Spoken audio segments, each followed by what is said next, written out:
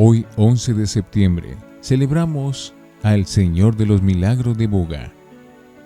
Antigua tradición narrada por el franciscano Fray Francisco G. Rodríguez en la novena que publicó en 1819.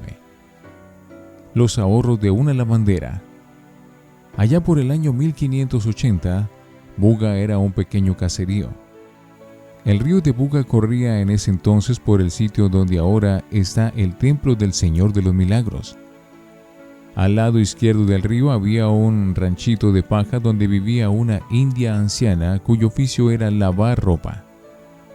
Esta mujer era muy piadosa y estaba ahorrando y reuniendo dinero para comprarse un Santo Cristo y poder rezarle todos los días.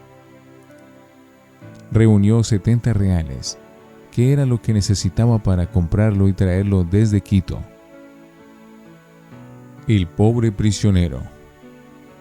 Precisamente, el día en que la piadosa lavandera iba a llevar el dinero al señor cura párroco para que le consiguiera la imagen, pasó por allí llorando un honrado padre de familia, a quien iban a echar a la cárcel porque debía 70 reales y no tenía con qué pagarlos.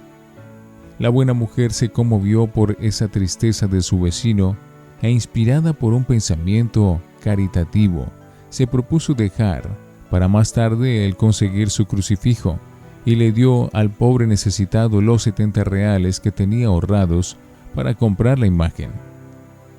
Aquel hombre, lleno de alegría y de agradecimiento, le deseó que Dios la bendijera y la ayudara mucho. El hallazgo en el río. Unos días después, la anciana estaba lavando ropa en el río, cuando una ola colocó delante de ella un pequeño crucifijo de madera, que resultó para ella una joya más valiosa que todo el oro y la plata y las esmeraldas que le pudieran ofrecer. El crucifijo hallado de esta manera no podía haber pertenecido por allí cerca a ninguna otra persona, pues hacia arriba, a las orillas del río, no vivía nadie. La feliz lavandera, llena de gozo y perfectamente tranquila en su conciencia respecto a su posesión, se dirigió a su choza e improvisó allí un altarcito, sobre el cual colocó el Santo Cristo que le había llegado de manera tan misteriosa, guardándolo cuidadosamente en una cajita de madera. El Cristo crece. Una noche la anciana oyó golpecitos en el sitio donde ella guardaba la imagen, y averiguando lo que pasaba, se llevó una gran sorpresa al darse cuenta que el Santo Cristo y la cajita habían crecido notablemente, pero se imaginó que eso sería ilusión de sus ojos, ya muy debilitados por la edad. Pero pocos días después advirtió que la imagen tenía ya cerca de 1 metro de estatura. Sorprendida por este milagro, les avisó al señor cura párroco y a los señores más importantes del pueblo, los cuales visitaron enseguida la habitación de la anciana y comprobaron con sus propios ojos la verdad de lo que ella les había contado, y que esta pobre mujer poseía un crucifijo de un tamaño muy difícil de conseguir por aquellos alrededores, y que ella no tenía ni dinero ni amistades para conseguir semejante imagen, y que por lo tanto la existencia de aquel crucifijo allí no se podía explicar naturalmente y que tenía que ser un milagro. Cómo la imagen fue quemada y resultó renovada. Y resultó que la sagrada imagen se fue deformando porque los devotos le quitaban pedacitos de madera para llevárselos como reliquia, y porque todos la tocaban con las manos sudorosas, y se fue poniendo tan fea que ya a los amigos del arte, más que devoción, les causaba repulsión. Entonces un visitador especial, llegado de Popayán, mandó que la dicha imagen fuera quemada y destruida por el fuego. Los devotos se estremecieron de sentimiento al conocer esta orden, pero era necesario obedecer. Pero lo maravilloso fue que la imagen, al ser echada a las llamas, empezó a sudar y a sudar tan copiosamente que los vecinos empapaban algodones con aquel sudor para llevarlos como reliquias y obtener curaciones. Este milagro fue comprobado y atestiguado con la gravedad de juramento por las numerosas personas. Y al terminar el sudor, la sagrada imagen se había vuelto mucho más hermosa de lo que estaba antes, y se le fue lo que anteriormente tenía de desagradable. La señora Luisa Sánchez, que vivió en aquellos tiempos, declaró bajo juramento: el sudor duró 2 días. Todos los vecinos de los alrededores venían con algodones a recoger sudor y llevarlos como reliquias, y yo también recogí allí de aquel sudor en algodones, y todavía lo guardo.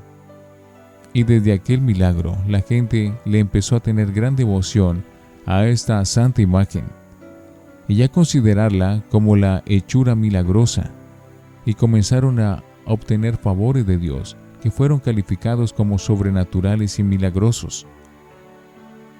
Y no solo en esta ciudad, sino en otras ciudades y regiones donde se han visto llegar muchos romeros y peregrinos a visitar la sagrada imagen. A muchos de ellos les hemos oído contar que sanaron prodigiosamente de graves enfermedades. Otros narran que se libran de gravísimos peligros al invocar al Señor de los Milagros de Buga. Esto fue firmado y apoyado bajo juramento. El río deja el sitio para que se construya el templo. Sigue diciendo la crónica de 1819. Después de estos sucesos extraordinarios, el ranchito de la anciana se convirtió en un sitio de oración y de peregrinación para devotos. A los anteriores milagros siguieron muchos más, y con tal cantidad que la gente le dio a esta imagen el nombre con el cual se conoce desde hace siglos: el Señor de los Milagros.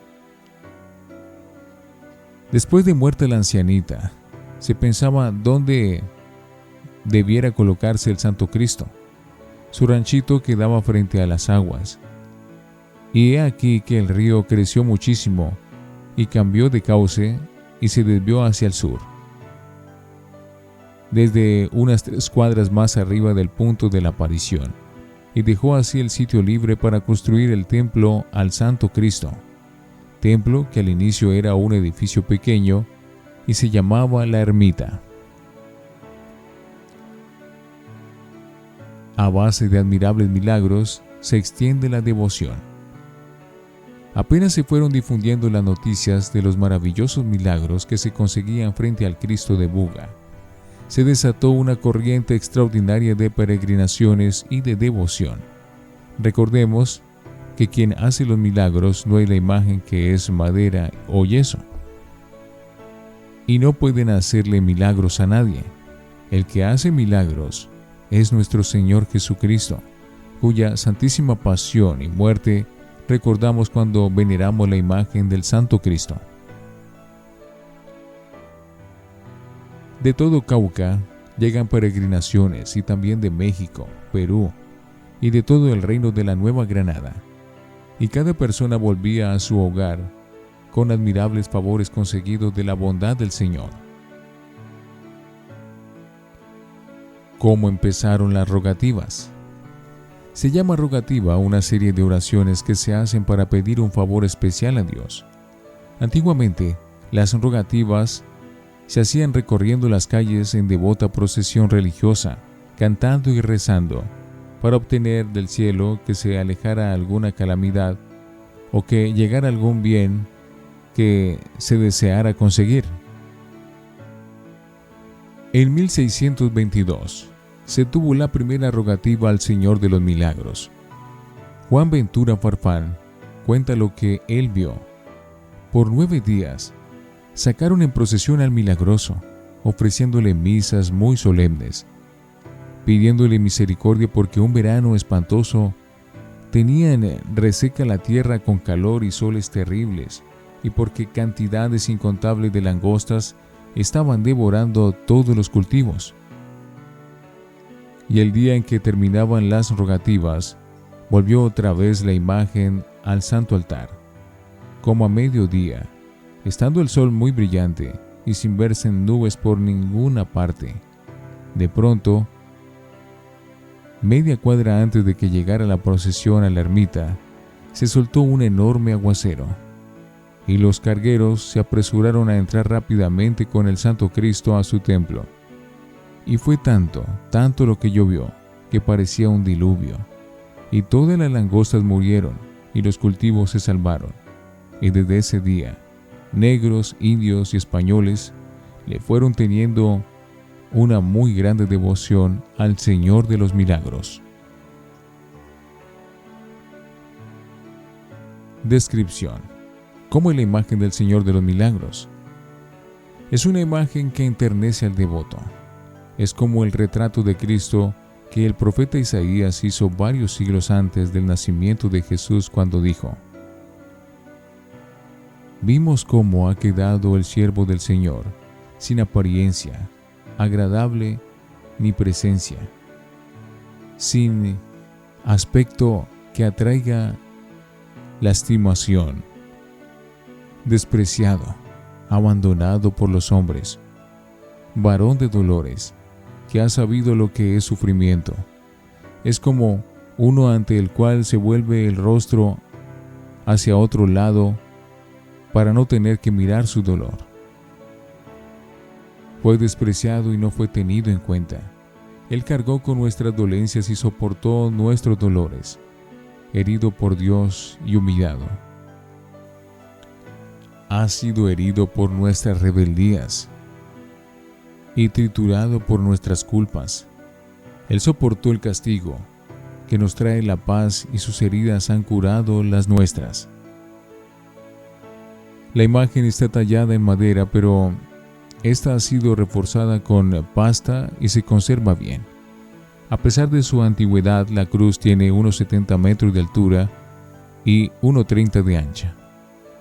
La imagen es de color oscuro.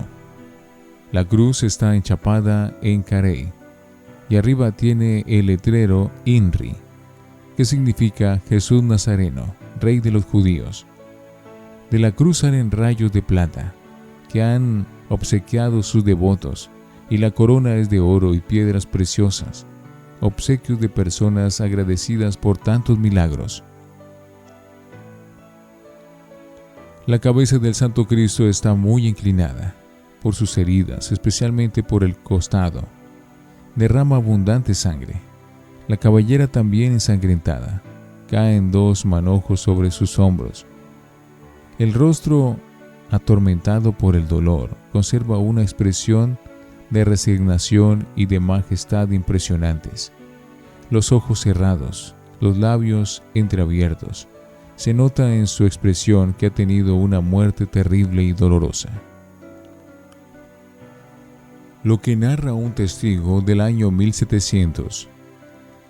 El padre capellán de la ermita del Señor de los Milagros escribió hacia el año 1700 al sumo pontífice de Roma una carta pidiéndole indulgencias para los que visitaran la sagrada imagen, y le cuenta lo siguiente: «El templo del Señor de los Milagros es un santuario tan venerado que a él llegan continuamente peregrinaciones de toda América, y por la gran veneración que la gente siente por esta imagen de Jesús crucificado y por los muchos milagros que continuamente se suceden junto a su imagen. Aquí el Todopoderoso ha obrado maravillosamente milagros no solo a las gentes de esta región, sino a los de toda la nación y a los de muchos sitios de América y aún de Europa. Y esto lo ha venido haciendo continuamente por más de un siglo. Muchos de estos milagros constan en libros, firmados y atestiguados bajo juramento. El traslado de la imagen al nuevo templo. En 1907 tuvo lugar la consagración del nuevo templo, y entonces se hizo la solemnísima traslación de la milagrosa imagen al nuevo altar, Después de haber estado 3 siglos en una pequeña y humilde ermita, pasaba ahora a un amplio y elegante templo construido con las donaciones de sus devotos agradecidos. Hubo una emoción indescriptible cuando apareció el hermoso paso de la imagen queridísima del Señor de los Milagros, que abandonaba su antigua y pobre ermita para irse a guardar y ayudar a sus devotos en sus hermosos y amplios espacios en el templo. El paso era llevado en hombros por 64 caballeros vestidos de rigurosa etiqueta, que se turnaban de 16 en 16, llevando las andas por donde iba la imagen. La procesión duró varias horas, y a la entrada del templo fue necesario colocar doble fila de soldados para contener a la inmensa multitud que se apretujaba para estar lo más cerca posible de la milagrosa imagen.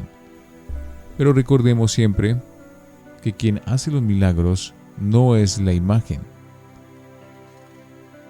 pues ninguna imagen puede hacer jamás ningún milagro, sino que el que obra los milagros es Jesucristo, el Hijo de Dios. Lo que hace la imagen es recordarnos lo que Él sufrió por nosotros. Y al recordar su pasión y muerte, obtenemos, junto con su sagrada imagen, los milagros y favores que necesitamos. En 1937, el Papa Pío XI, por medio de su secretario, el cardenal Pacelli, futuro Pío XII, expidió un decreto por el cual establecía que el Templo del Señor de los Milagros de Buga se le concedía el título de basílica. Y como causa para ese título, decía el Papa, que en este santuario se obtenían muchísimos milagros y que lo visitaban cada año más de 200,000 peregrinos. En la actualidad lo visitan más de 1 millón de peregrinos al año. La fiesta del Señor de los Milagros se celebra el 14 de septiembre. Te adoramos, oh Cristo, y te bendecimos, que por tu santa cruz redimiste al mundo.